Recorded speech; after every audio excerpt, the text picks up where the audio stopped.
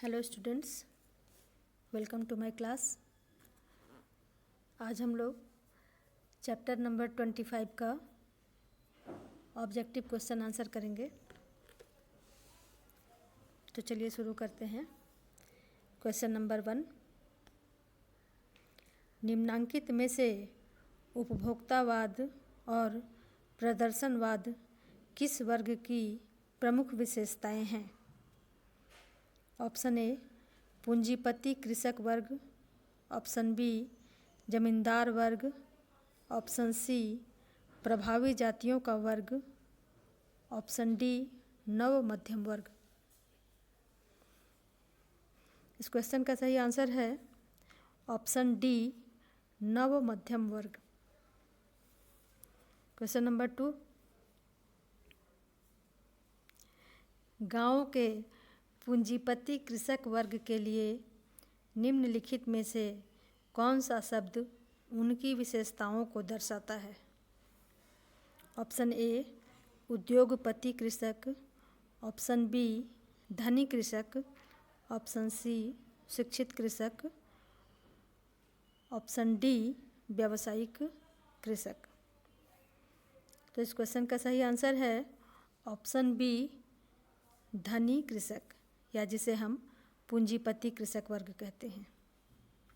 Question number 3, जिन व्यक्तियों ने अपने पुराने व्यवसाय को छोड़कर खेती को अधिक लाभप्रद समझते हुए इसे एक व्यवसाय के रूप में करना आरंभ किया, उन लोगों के वर्ग को कहा जाता है डैश। ऑप्शन ए पूंजीपति कृषक वर्ग, ऑप्शन बी प्रभावी जातियों का कृषक वर्ग, ऑप्शन सी कुलीन किसान वर्ग या elite farmer class, option D शिक्षित किसान वर्ग।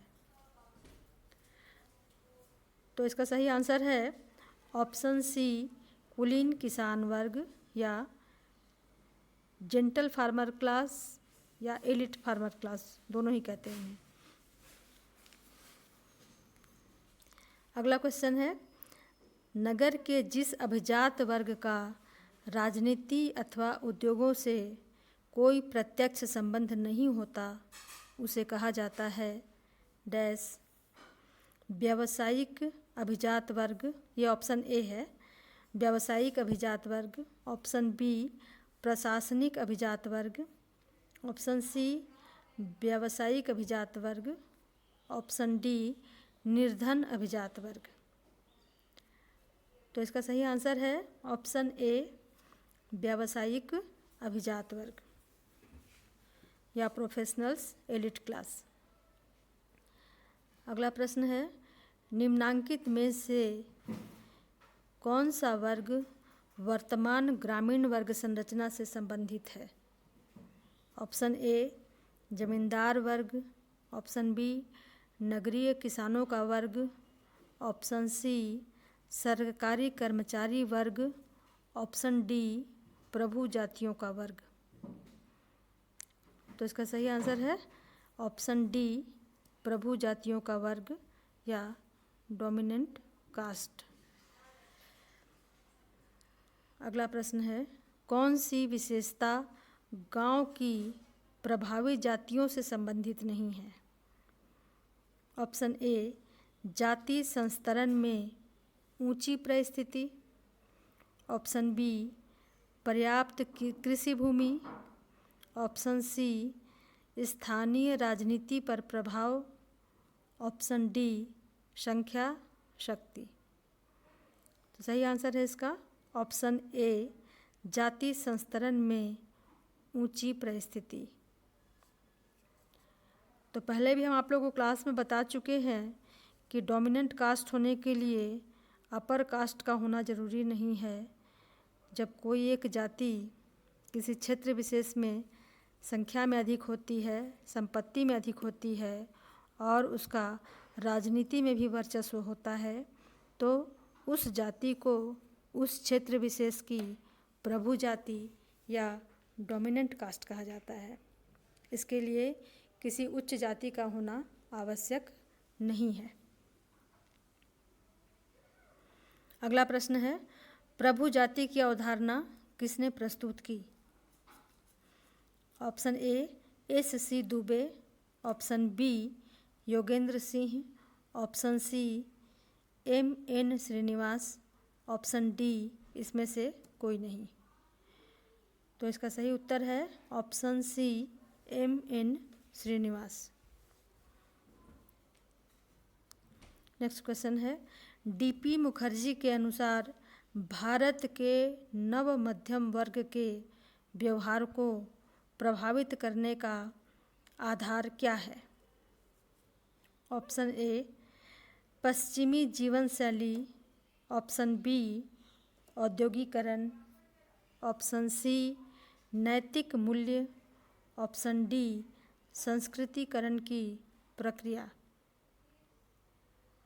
तो इस प्रश्न का सही उत्तर है ऑप्शन ए पश्चिमी जीवन शैली।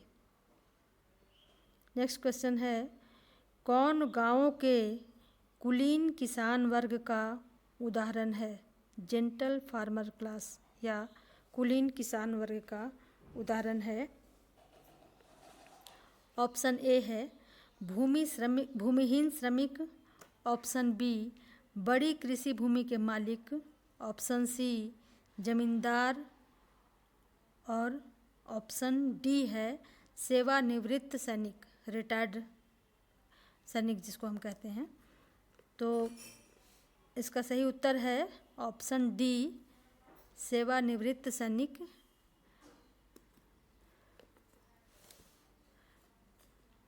और अगला प्रश्न है, व्यावसायिक अभिजात वर्ग की मुख्य विशेषता है डैश।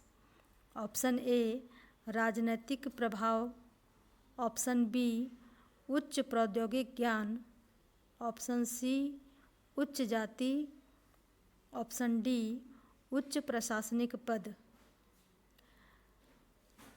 तो इस प्रश्न का सही उत्तर है ऑप्शन बी उच्च प्रौद्योगिक ज्ञान। तो इस प्रकार वर्ग संरचना में परिवर्तन चैप्टर का जितना भी संभावित वस्तुनिष्ठ प्रश्नोत्तर हो सकता है वो सभी हमने यहाँ हल किया। अभी अगले क्लास में हम नया चैप्टर शुरू करेंगे, चैप्टर नंबर 26, और टॉपिक है जनसंचार तथा सामाजिक परिवर्तन, mass media and social change. आज की क्लास के लिए इतना ही है। अगले क्लास तक के लिए